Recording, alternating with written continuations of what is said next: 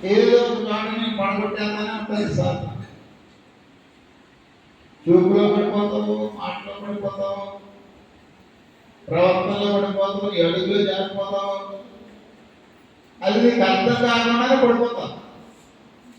ఎప్పుడు దాన్ని నువ్వు గ్రహిస్తావంటే వాక్యం విన్న వాక్యాన్ని నువ్వు కనుక హృదయంలో భద్రపరుచుకుంటే ఒక ఉన్నతమైనటువంటి స్థాయిని నీవు జీవించడానికి అవకాశం ఉంటుంది.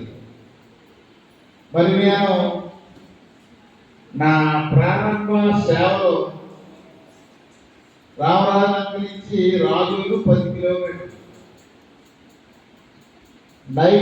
బుధవారం నైట్ 10:30కి రామరాజంలో బయలుదేరితే ఆ ఏటుగట్టు పక్క రోడ్డు, ఏటుగట్టు మీద కొబ్బరి చెట్లు, లైట్ లేని సైకిల్ మీద వెళ్తున్నాం.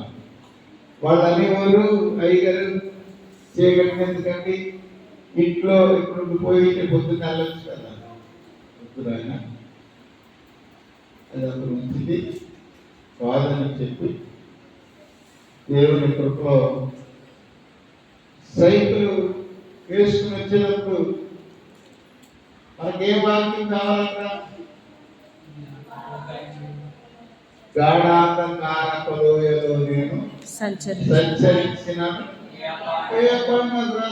వాక్యాన్ని ధ్యానించుకుంటే అయిపోతుంది. అదే వాక్యాన్ని జ్ఞాపకం వచ్చేసినాం అంతే. ఆ వాక్యం మనల్ని ఏం చేస్తుంది?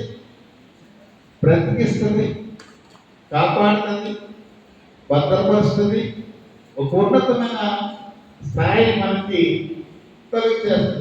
కాబట్టి మన విశ్వాస జీవితంలో ఖచ్చితంగా వాక్యాన్ని నెమరు వేసుకుంటూ ఉంటే ఆ తగిన సమయంలో దేవుని యొక్క ఆత్మ మనలను మరి నడిపిస్తుంది అనే విషయాన్ని దేవుని వాక్యం చెప్తుంది. కాబట్టి ఈ రాత్రికాల సమయంలో అనేక మందికి లేని గొప్ప భాగ్యాన్ని దేవుడు మనకి ఇచ్చాడు. కాబట్టి ఈ యొక్క రాత్రి విత్తమైన వాక్యం మన హృదయంలో భద్రపరుచుకున్నట్లయితే, మన హృదయంలో భద్రపరుచుకొని విని నేర్చుకుని జీవితంలో అన్వయించుకుంటే మనం ధన్యులం. ఎందుకంటే సమయం చాలా తక్కువగా ఉంది. కాబట్టి ఈ తక్కువ సమయంలో ఆయన దగ్గరికి మనం వెళ్ళడానికి పరిశుద్ధాత్మ దేవుడు మనకు